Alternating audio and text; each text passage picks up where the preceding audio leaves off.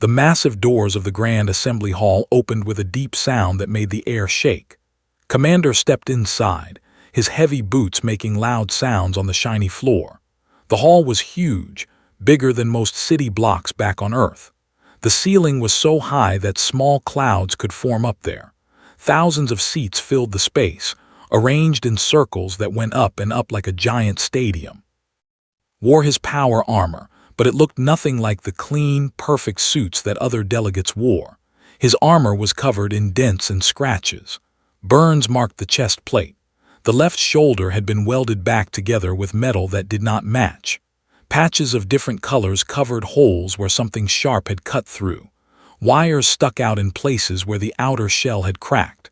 It looked like it had been through a war because it had. The other delegates were already in their seats. They wore robes made of materials that shined like stars. Some had armor so clean it looked like mirrors. Others wore clothes that seemed to be made of light itself. They looked perfect, powerful, and rich. When walked in, the talking stopped for a moment. Then it started again, but now it was different. It was the kind of talking that happens when people see something they think is funny or wrong. A group of tall, thin aliens with blue skin turned to look at him. They were from a planet called. Their ambassador, a woman whose skin glowed softly, spoke to the others around her. Her voice was musical, but her words were not kind. "Look at what the humans have sent us," she said with a small laugh. "Their technology is so poor they cannot even keep their armor clean. How can they expect to join the coalition?" Near the front of the hall sat They were big aliens with gray skin like stone. They were warriors and they were proud of it. Their general, a huge male with scars on his face, stood up and pointed at. "What is that thing?" General Or said in a voice like breaking rocks. "It looks like it was put together from garbage. Is this really what human warriors look like?" The other laughed. It was a sound like mountains falling down. Other aliens joined in. Soon, much of the hall was filled with laughter and whispers. They pointed at the patches on his armor. They made jokes about the dents. Some took pictures to show their friends back home. Kept walking. He did not stop. He did not look angry. His face was calm but tired. Very tired, like someone who had not slept for years. He found his seat at the back of the hall. Humans were new to the coalition, so they got the worst seats. As he sat down, more comments came from around the hall. "Did you see the wires hanging out?" said a small alien with too many eyes. "I think some of those patches are held on with tape," said another, making his friends laugh. "No wonder humans are losing their war. Their equipment falls apart," added a third. The hegemony ambassador, a creature that looked like it was made of black metal, turned in his seat to look at. Ambassador was known for being cruel with his words. "Perhaps the humans should spend less time fighting and more time learning to build proper equipment," said loudly. "That armor is an insult to every warrior in this hall." Sat quietly through it all. He put his helmet on the small table in front of him. The helmet was as damaged as the rest of his armor. A long crack ran down one side. The faceplate had been replaced, and the replacement did not quite match. A young alien female from the system leaned over to her friend. "I feel bad for him," she whispered. "He must know how terrible he looks." Her friend shook her head. "If humans cannot take care of their own equipment, how can we trust them with ours? Maybe they should not be in the coalition at all." The hall was full of different species. There were the wise keepers who looked like walking trees. There were the void dancers whose bodies seemed to be made of space itself. There were the forge masters, small but strong, who could build anything. There were hundreds of others, all different, all advanced, all looking down at the human in the broken armor. Some of the aliens felt bad about the laughing, but they did not say anything. They thought the armor really did look terrible. They wondered why the humans would send someone who looked so poor to represent them. Reached into a small bag attached to his armor. He pulled out a data pad that was as damaged as everything else he owned. The screen was cracked, but it still worked. He read through his notes, preparing for what he would have to say. The Etherian ambassador turned to General Orr. Perhaps we should ask him where he got that armor. There might be a museum that wants it. This made the laugh even harder. Other aliens joined in. The sound filled the huge hall. Looked up from his data pad. For just a moment, something flashed in his eyes. It was not anger. It was something deeper. Something that made a few of the closer aliens stop laughing for a second. But then the moment passed and the noise started again. The coalition president, a tall alien with silver skin, called for order. "We will begin the session," she announced. Her voice was amplified so everyone could hear. "Today we discuss the human application for full membership in the Galactic Coalition." The laughter died down, but the whispers continued. Stayed in his seat, waiting for his turn to speak. Around him, thousands of aliens prepared to judge his people based on what they saw. They saw broken armor and old equipment. They saw weakness and poverty. They had no idea what they were really looking at. They had no idea what that damaged armor had been through. They had no idea what the man wearing it had done to earn every scratch, every dent, every patch. They would learn, but not yet. For now, they just saw what they thought was a failure, and they were about to be very, very wrong. The coalition president stood up at the center of the great hall. Her silver skin reflected the lights from above, making her look like a statue come to life. She raised her hand and the whispers stopped. "We are here to discuss the human request for full membership in the Galactic Coalition," she said. Her voice reached every corner of the huge room. "The humans have been associate members for 5 years. Now they ask to become full partners." She looked around the hall at all the different aliens. This means they would get full voting rights. They would share in all coalition technology. They would have equal say in all decisions. Before we vote, we will hear from those who support this request and those who do not. The first speaker was Ambassador from the Alliance. She was a small alien with green skin and large, kind eyes. She stood up in her section of the hall. "The humans have been good allies," she said. "They have helped us when we asked. They have fought beside us in 3 small conflicts. I think they deserve full membership." Some aliens nodded. Others made sounds of disagreement. The next speaker was Elder Groot from the Keeper Council. He looked like a walking tree, tall and covered in bark-like skin. When he spoke, his voice was deep and slow. "Humans are young," he said. "Young species make mistakes. They start wars, they break things. Maybe we should wait another 100 years. More nodding from around the hall. The keepers were very old and very wise. Many aliens respected their words. Then Ambassador from the hegemony stood up. His black metal body made sharp sounds as he moved. When he spoke, his voice was cold and hard. "Look at their representative," he said, pointing right at. "The humans cannot even maintain basic equipment. That armor is a joke. It is held together with scraps and hope." He walked closer to the center of the hall so everyone could see him better. "How can we trust such a primitive species with our advanced technology? They will break everything we give them, just like they broke that armor." Many aliens laughed again, sat quietly, his face showing nothing. General Orov stood up next. He was huge even for his species. His gray skin had many scars from old battles. When got scars, they were proud of them. They showed them off. "I am a warrior," Orr said, hitting his chest with his fist. "I know warriors when I see them. That human is no warrior. A real warrior takes care of his equipment. A real warrior shows respect for his armor." He pointed at with one massive finger. "That thing he wears is garbage. It insults every real warrior in this hall.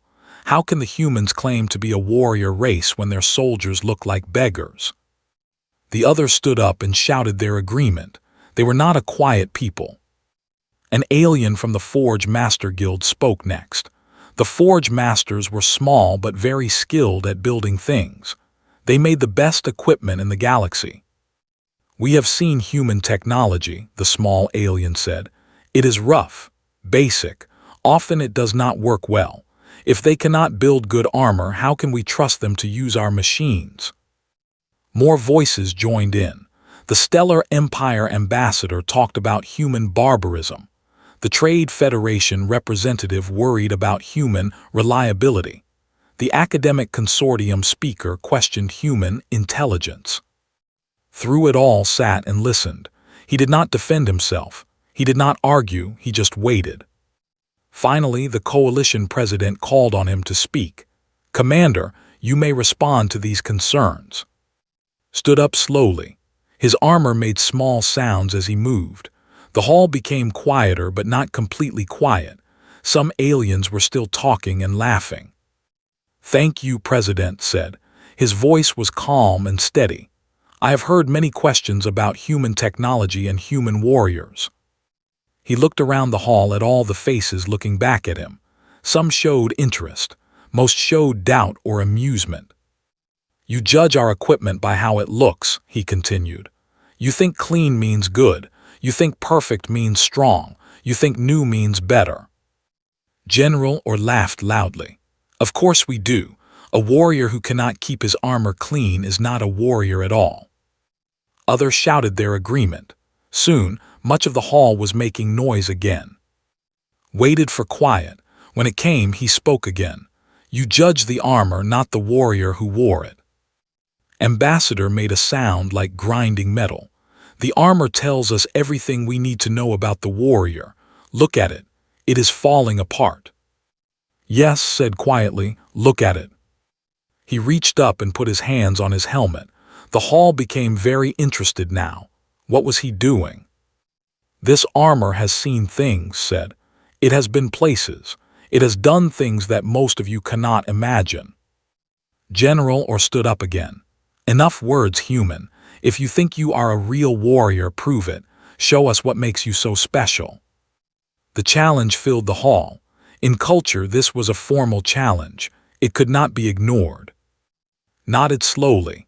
"Very well, General. You want to see what this armor means. You want to understand what it has been through." He began to work on the seals that held his helmet in place. The hall became quieter and quieter as aliens realized something important was about to happen. "You have all judged this armor by its appearance," said as he worked. "You have decided what it means without knowing its story." The helmet seals made small clicking sounds as they opened. "You think it makes me weak. You think it shows that humans are not worthy of joining you as equals." He lifted the helmet slowly, preparing to remove it. "But you are wrong about what this armor represents. You are wrong about what these damages mean. And you are wrong about what it takes to earn them." The hall was almost completely silent now. Even the head stopped talking. "Each mark on this armor tells a story," said, his hands holding the helmet just above his head. "Each dent has meaning. Each patch covers something important." He looked directly at General Orr. "You want to see a real warrior, General. You want to understand what human strength looks like." Began to lift the helmet away from his head. "Then look closely. Look very closely at what you have been mocking." Removed his helmet completely. The hall went totally silent. Where they expected to see a normal human head, they saw something very different. The right side of his face was covered in old burn scars. The skin was rough and twisted, like it had been melted and then healed badly. His right ear was mostly gone. His hair only grew on the left side of his head. But his eyes were the worst part, not because they were damaged, but because of what was in them. They held years of pain, years of fighting, years of seeing terrible things. They were the eyes of someone who had been through hell and came back. The aliens in the front rows made small sounds of shock. The ones farther back leaned forward to see better. Set his helmet down on his table. Then he reached for the clasps that held his chest armor in place. His movements were slow and careful, like someone performing a ceremony. "This armor has protected me for 8 years, he said as he worked. 8 years of fighting battles that no one else would fight. 8 years of standing between innocent people and the things that wanted to kill them. The chest piece came free with a soft click, lifted it off and set it aside. Underneath, he wore a simple black shirt that was tight against his body. The shirt did not hide anything. The gasps from the crowd were louder now. Chest and arms were covered in scars, not small ones, not neat ones. Huge, terrible scars that told stories of unimaginable pain. Across his chest was a burn scar so large it covered almost everything from his left shoulder to his right hip. The skin was white and shiny, stretched tight over his ribs. It looked like he had been cooked alive.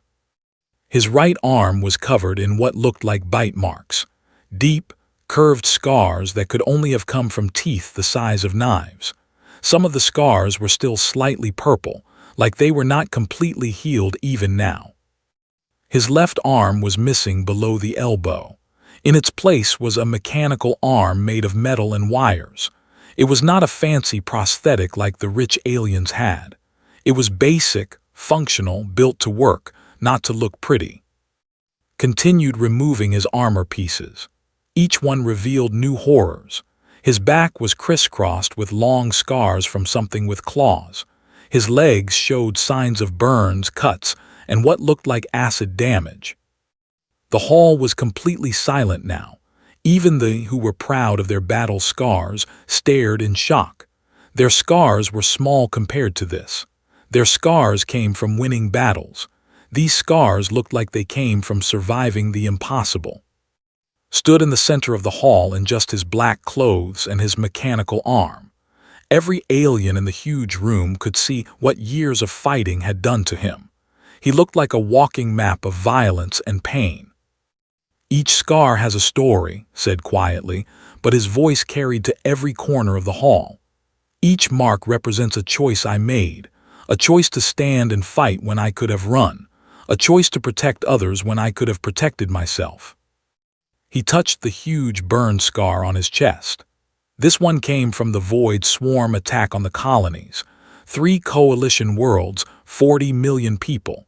The swarm had taken control of a massive hive ship. It was heading for the colonies and nothing could stop it. The aliens from those colonies were in the hall.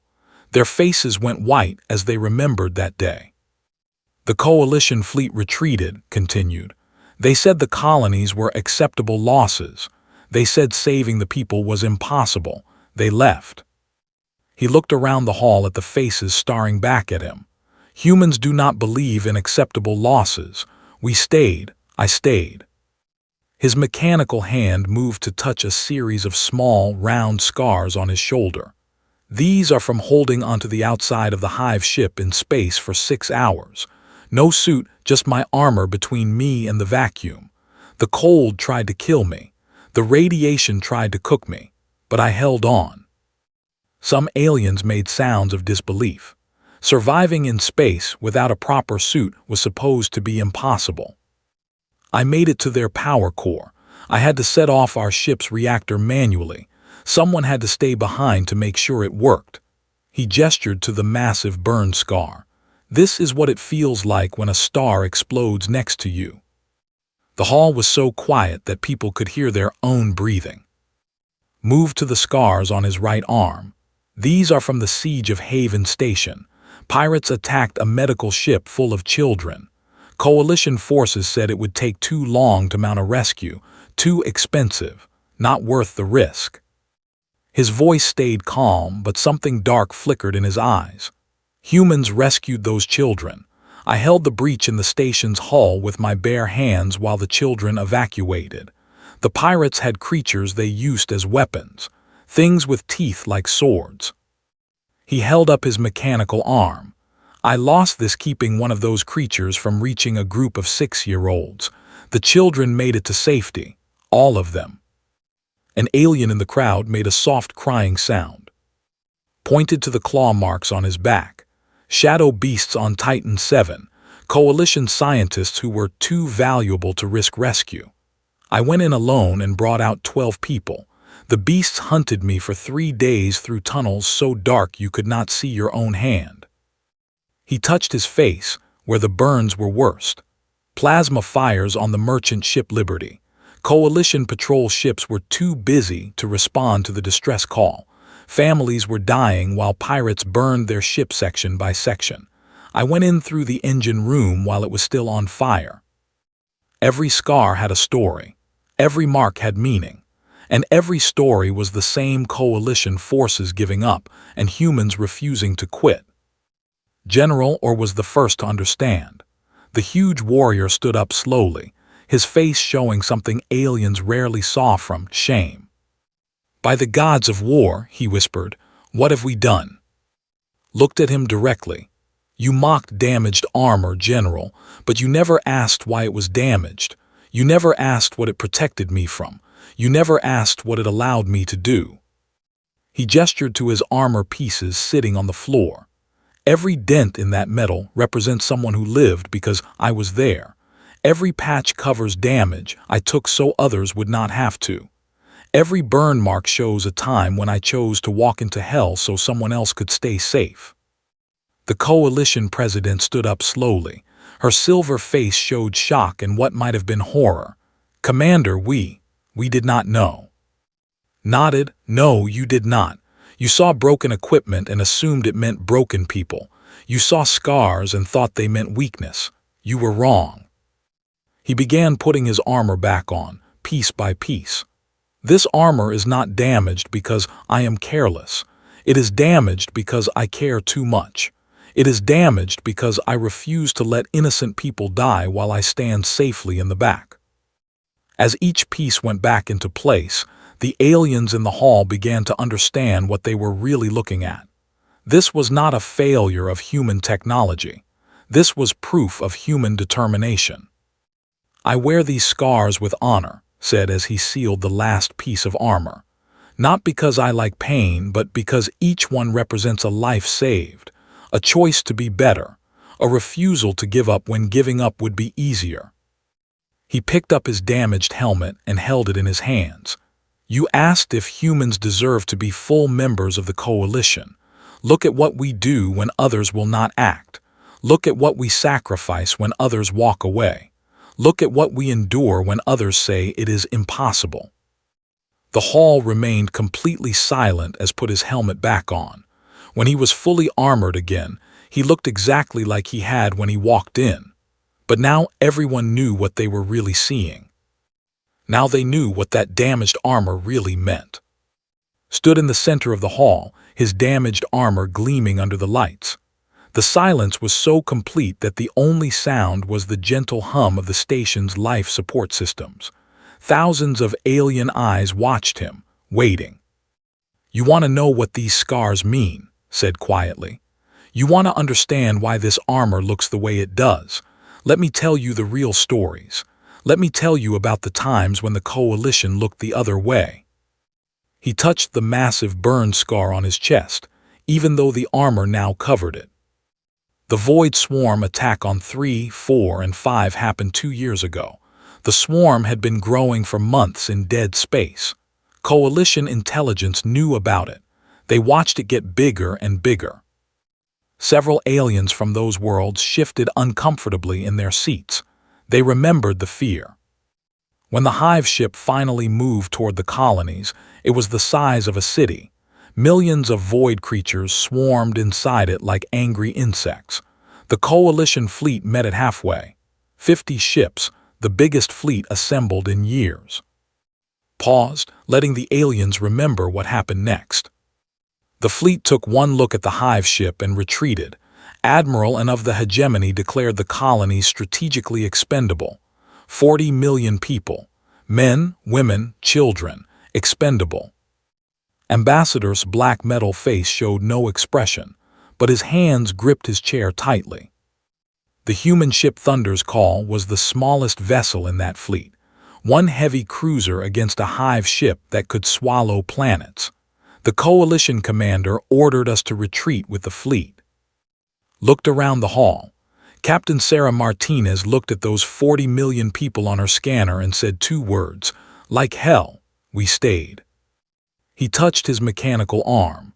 I suited up and mag-locked myself to the outside of our ship, Captain Martinez flew us straight into the hive ship's docking bay. No stealth, no clever plan, just one human ship flying into the mouth of the beast. The aliens were hanging on every word now. The swarm tore our ship apart in minutes. I was thrown clear, but I managed to grab onto the hive ship's hull. I could hear my dying through the radio. Captain Martinez's last words were "make it count." His voice stayed level, but something flickered behind his helmet's faceplate. I crawled across the hull for 6 hours.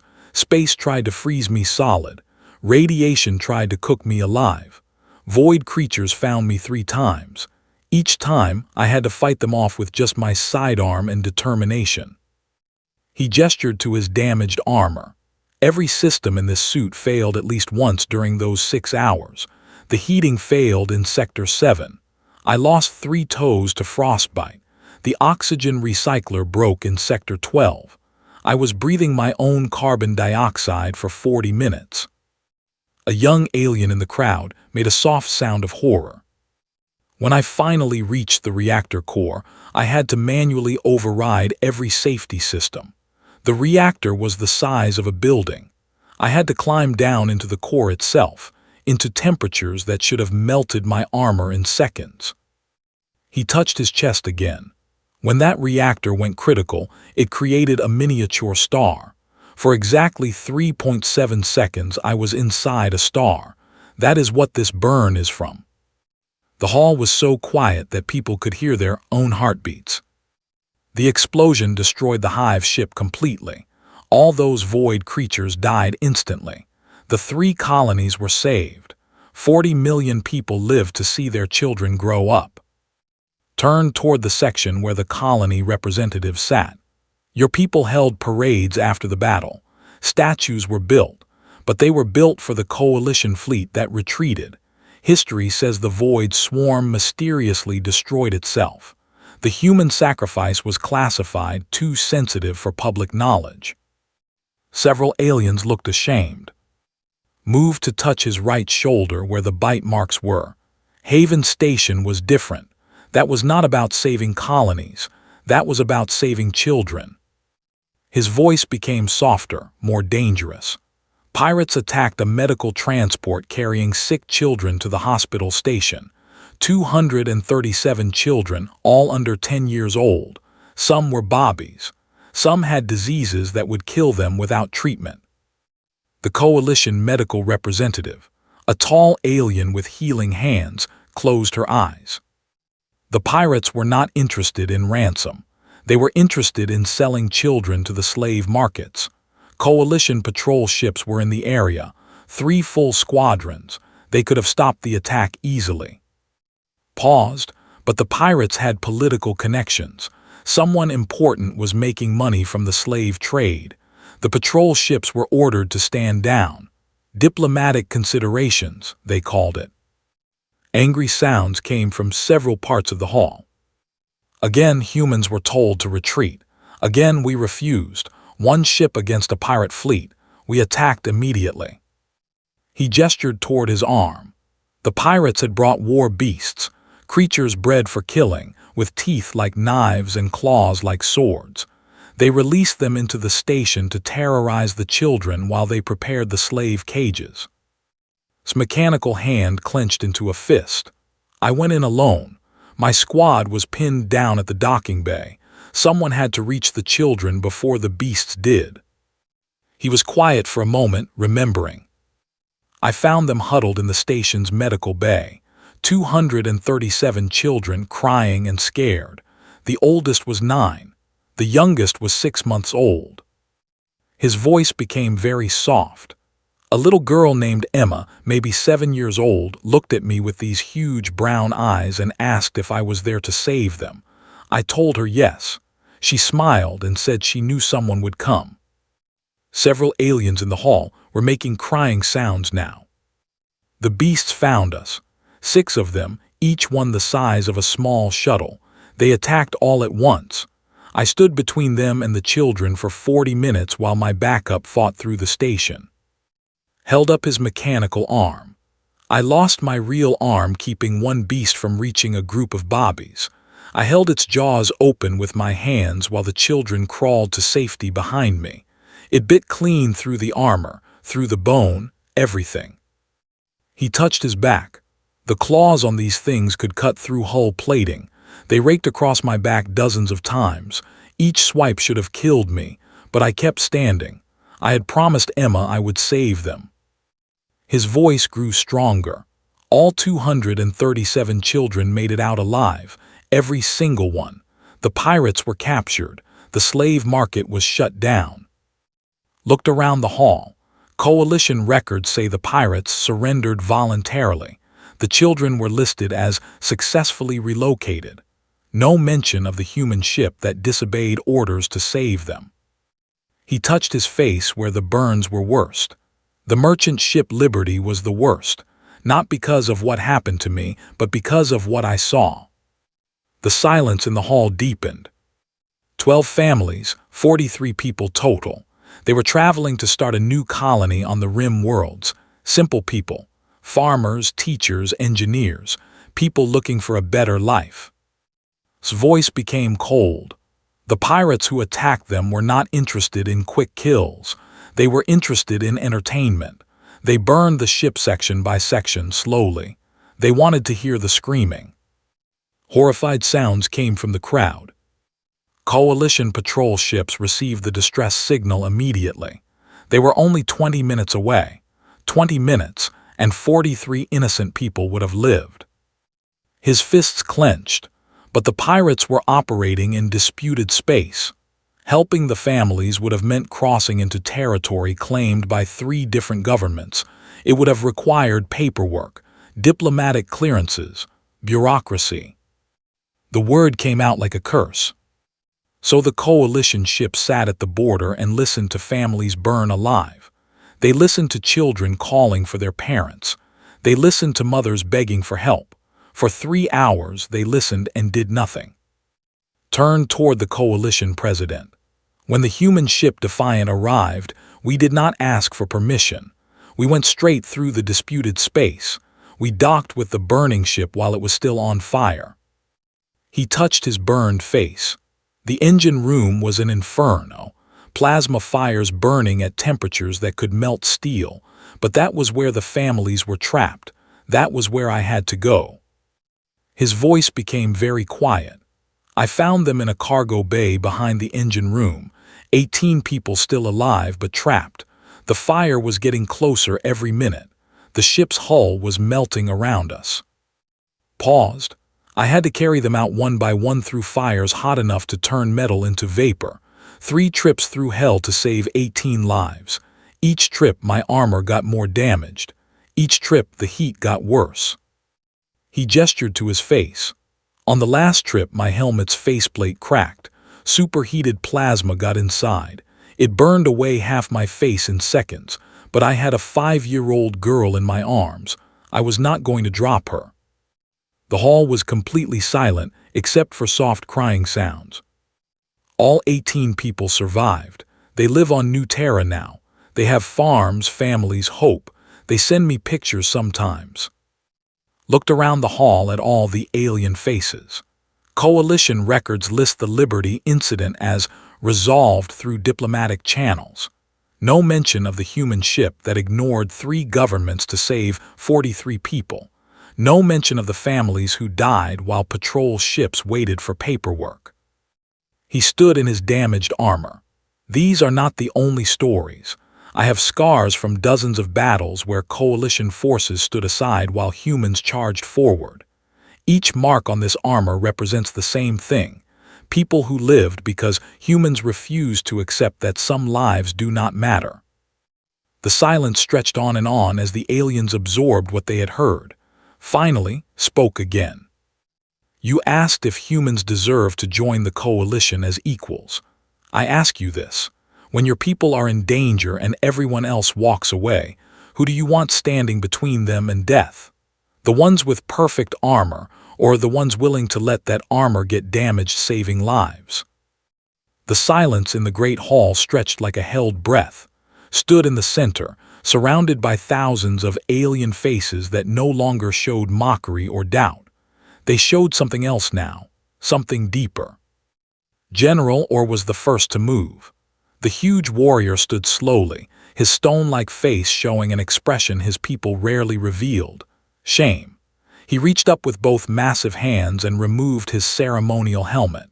The helmet was beautiful, polished to a mirror shine, decorated with symbols of honor and victory. Or held the helmet over his heart and bowed his head. In culture, this was the highest sign of respect one warrior could give another. It meant recognizing someone as not just an equal, but as a superior warrior. "Forgive me, human," Or said, his voice carrying across the silent hall. "I called you weak when you are the strongest warrior I have ever seen. I mocked your armor when it is the most honored armor in this hall. I questioned your courage when you have more courage than my entire people combined." Others began to stand. One by one, they removed their helmets and bowed their heads. Soon, the entire delegation was standing in the warrior's salute. These were people who had never bowed to anyone. They were bowing now. Ambassador of the hegemony was next. The black metal alien stood slowly, his mechanical body making soft sounds. When he spoke, his cold voice was different, warmer somehow. "Commander, I owe you an apology that cannot be given with mere words," said. "My people value strength and honor above all things. We thought we understood what those words meant. You have shown us we were children playing with concepts we did not truly know." His metal hand touched his chest where his heart would be if he had won. "Every insult I gave you was an insult to heroes. Every word I spoke against your people was a word spoken in ignorance. I ask your forgiveness, though I do not deserve it." More aliens began to stand. The Etherian ambassador rose gracefully, her glowing skin brighter than before. When she spoke, her musical voice was soft with emotion. "We thought ourselves wise and you primitive," she said. "We were wrong. Wisdom is not in having perfect equipment. Wisdom is in knowing when to use imperfect equipment to save lives. You and your people are wiser than all of us." The Keeper Elder, the ancient tree-like being, stood with slow dignity. His deep voice filled the hall like distant thunder. "In my 3,000 years of life, I have seen many who called themselves heroes," he said. "I have seen warriors who fought for glory, for wealth, for power. But I have never seen warriors who fought simply because fighting was right. Humans are not young, Commander. In the ways that matter, you are older than all of us." One by one, every delegation in the hall stood. The Forge Masters, who had questioned human technology, stood and saluted. The Trade Federation, who had worried about human reliability, stood with tears in their eyes. The Academic Consortium, who had doubted human intelligence, stood in silent respect. Even the smallest delegations, the members of the coalition, stood to honor the human who had shown them what real strength looked like. Coalition President stood last. Her silver skin seemed to glow with emotion as she looked down from her high platform. "Commander, in 500 years of coalition history, no single being has ever received the unanimous respect of this assembly," she said. "Today, that changes. Today, we stand not to judge humans, but to ask if humans will judge us worthy to stand beside them." She gestured to the hall full of standing aliens. "We have seen your scars. We understand now what they mean. Each mark is a medal of honor earned in the defense of innocence. Each patch on your armor is a badge of courage we could never earn ourselves." President's voice grew stronger. "The question before us was whether humans deserve full membership in the Galactic Coalition. That question has been answered. The real question now is whether the Coalition deserves to call humans members." She looked around the hall at all the different species. "I call for a vote on Resolution 847, Emergency Elevation of Humanity to Full Coalition Partnership Status with all rights, privileges, and honors thereof." The vote was supposed to be done electronically, with each delegation entering their choice privately. But that was not what happened. General Or stood taller and shouted in his booming voice, "The Empire votes yes, with honor and pride." Ambassador's mechanical voice rang out clearly. The hegemony votes yes, with respect and gratitude. The Etherian ambassador sang her vote in the musical language of her people. Votes yes, with joy and humility. One by one, every delegation in the hall shouted their vote for all to hear. Not a single voice said no. Not a single species abstained. The great hall filled with the sound of hundreds of different voices in dozens of different languages, all saying the same thing. Yes. When the shouting died down, President spoke again. Resolution 847 passes by unanimous consent. Humanity is hereby granted full coalition partnership status, effective immediately. The hall erupted in cheering, but it was different from the mocking laughter that had filled it before. This was celebration. This was joy. This was respect. Stood quietly in the center of it all, his damaged armor reflecting the lights above. He did not cheer. He did not celebrate. He simply nodded once, accepting the honor his people had earned with blood and sacrifice. As the cheering continued, aliens began to approach him. They came not as diplomats or politicians, but as individuals who wanted to meet a real hero. A young female was first. She knelt beside and spoke in a whisper. My family was on the medical transport at Haven Station. My little brother was one of the children you saved. He is 12 now. He wants to be like you when he grows up. An old keeper placed one bark-covered hand on his armored shoulder. My grandson lived on 4 during the Void Swarm attack. He has a daughter now. She exists because you chose to stay when others ran. A Forge Master engineer examines armor with new eyes. This patchwork is not sloppy craftsmanship, he said with wonder. This is art. This is the art of survival. This is the art of never giving up. More and more aliens came forward with stories. People whose relatives had been saved by humans. People whose worlds had been protected by human sacrifice. People who finally understood what that damaged armor really represented.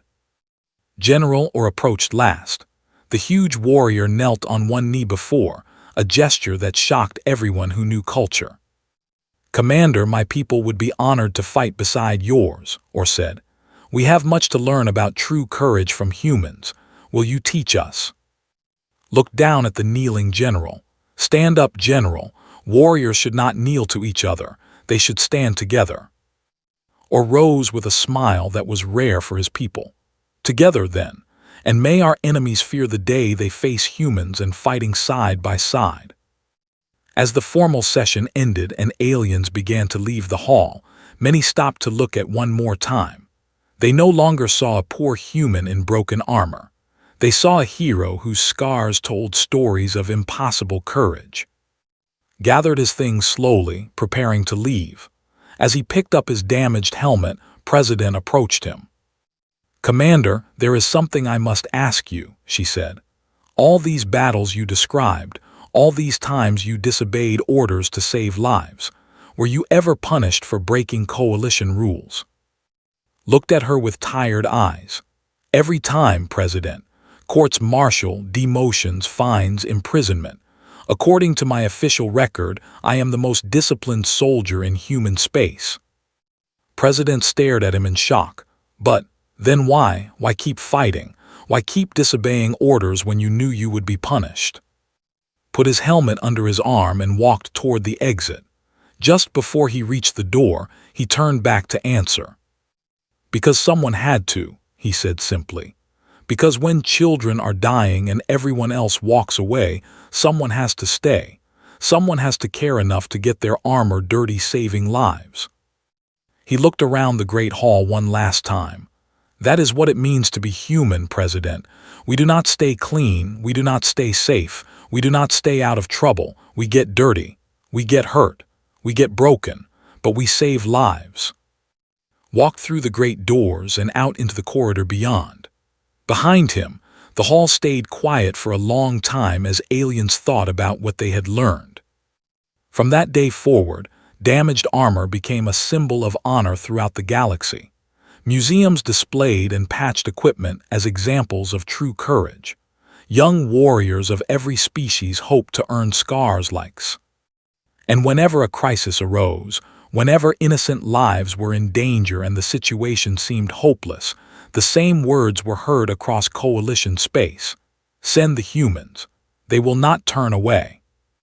The human delegation was moved from the back of the hall to the front row, not because of politics or power, but because of respect. Because when the galaxy needed heroes, it had learned where to find them. In armor that was damaged, worn, and repaired. In beings who chose to care more about saving lives than saving themselves. In people who understood that sometimes, getting dirty is the only way to stay clean.